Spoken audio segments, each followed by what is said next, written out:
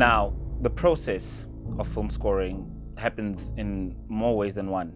There's the ideal way of how the process goes, and then there's the way that a lot of the time ends up playing out. Okay, so I'm going to talk about the ideal way of working, and that's when you get approached to do the score of film very early on, and this is during pre-production. This is after the story's been written and a lot of the elements are now being put together in the whole production.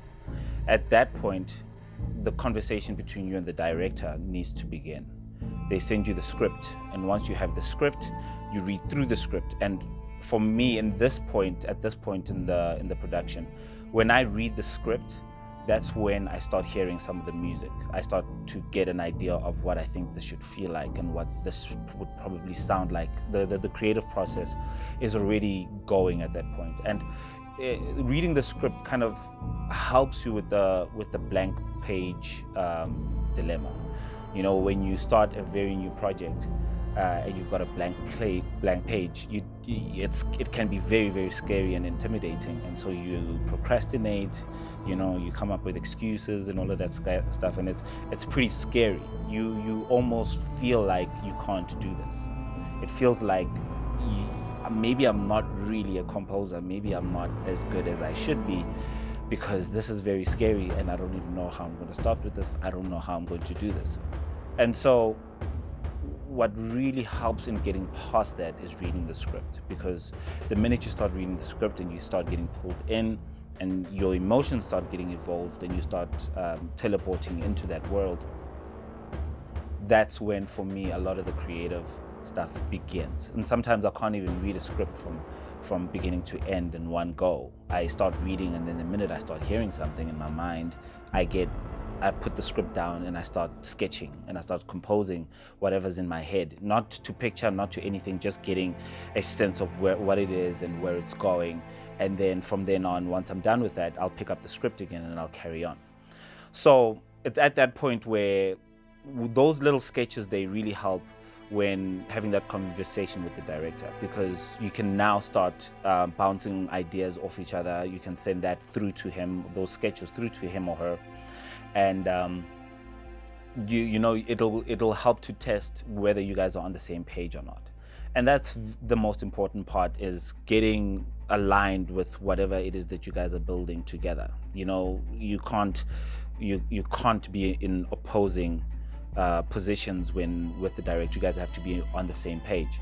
And so getting those sketches out and getting them to the director is a good way to test how much you're on the same page. So they will then go into production. In some instances, that music may influence how things get shot. They may influence the story a little bit, and sometimes they don't. But those little sketches may or may not make it in the final film either. So you don't really know whether they're going to make it or not. In my case, a lot of the sketches that I did in the beginning always made it into the end, somewhere or another. I guess maybe I'm just lucky like that, you know. But then they go into production. I find it a lot better for me to go on set while they're shooting, get a feel of that world, get a sense of the world, speak to the characters, well, speak to the actors, but basically try to speak to the characters, you know what I mean? Get a sense of how they feel about the character, how they are, what they feel of this world, and all of that stuff, and try to get a very tangible feel of that world. And that also, again, fuels the creative process. So as soon as they're done with shooting, they finish shooting, they then start cutting and editing to whatever the editor is going to be editing to is probably going to be other music. Just for their process and for the purpose of getting their cut together, they edit to other music. I always prefer that I don't hear that music, because then I need to be as pure in my entry into scoring the film as possible. So they'll start editing, they'll give me a working cut, their first draft of the cut, which will probably sometimes be like an hour longer than the final film. But it's more to get a feel of where we're going and how the pacing and how things are going to be laid out. I then start my process of film scoring. That's when I get the the other ideas. That's when I really get my teeth into scoring the film, is when the picture's right in front of me and I can now get a sense of exactly where we're going and where we are. And that's where the bulk of the composition really takes place. And that's where, I will start my process of creating these sketches, and somewhere in the middle of all of that, the director will come in for something we call a spotting session. And that's when we basically watch the film and talk about the scenes and talk about where the music should be in there or not, and what it should feel like. And it's a chance to get past all the things that I could get wrong, all the little details that the director's trying to communicate, all the little details that we could be missing. That's the time to now start cleaning up and being sure that we're really on the same page, that this character is going through this and this is what's happening here, and then clearing all of that out and saying, okay, we want music here, we don't want music here, and getting even better direction in terms of where we're going. Now, sometimes those things do change, where we've decided that we want to have music here, and then we later change it and say, nah, it actually plays out better when there isn't any music. So you don't hold on to those directions, you just use them as guiding lights in terms of where we're going. And yeah, then the process goes on, you carry on, you do your back and forths, and then eventually I can tell you now, the film doesn't get finished. There's always something you can go back and improve. It escapes because time runs out. But if it were up to me, I'd still be scoring Queen Sono right now. I'd probably still be scoring Uncovered, that was a year ago. And Queen Sono was actually Uncovered was 2 years ago. And Queen Sono was last year around this time. So you'll always want to improve it. You'll always wish you had more time, and 9 out of 10 times you won't have enough time. Even if they give you enough time, you won't have enough time because you'll procrastinate, you might start late, you might do all of these things, and you might have to get over the fear and all of that stuff. But that's basically where you end up. You end up at a place where you've got now this body of work, and you've now laid it out nicely into the film, and eventually it just escapes from you, and next thing you know, you're at the premiere. So that's the ideal way that the process goes. And the other way that it goes is that sometimes they just approach you when they're in post. They've got a first cut, and either the initial composer that they had couldn't be available, or they never had a composer in mind up until that point. And then they just literally take you and they throw you into that world, and they say, okay, let's try to do it. And that process is neither good nor bad. It's just another way where you don't get a chance to sketch based on the script.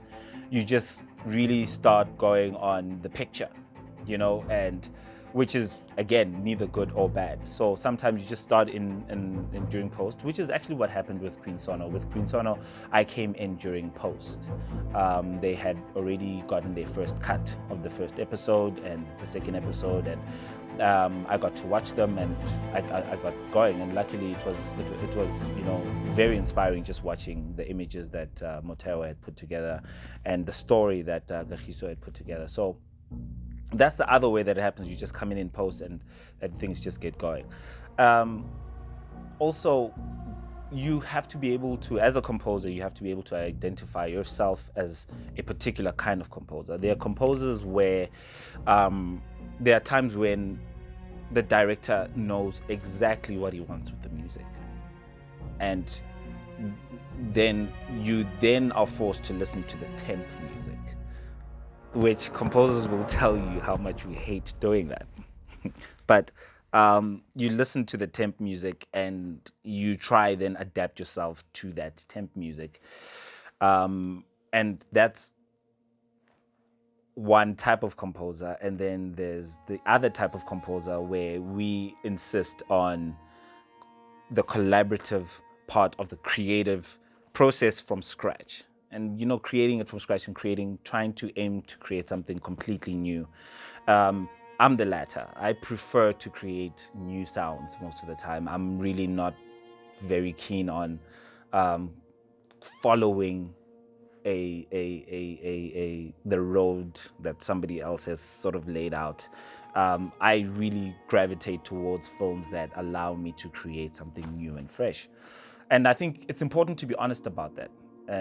Because you don't want to create weird relations where now, things are not working out creatively and this is a bit contrived and all of that stuff. So when you're able to get past that bit in the beginning where you know where you stand from the jump, it's very important, and it really helps with the creative process and creative freedom.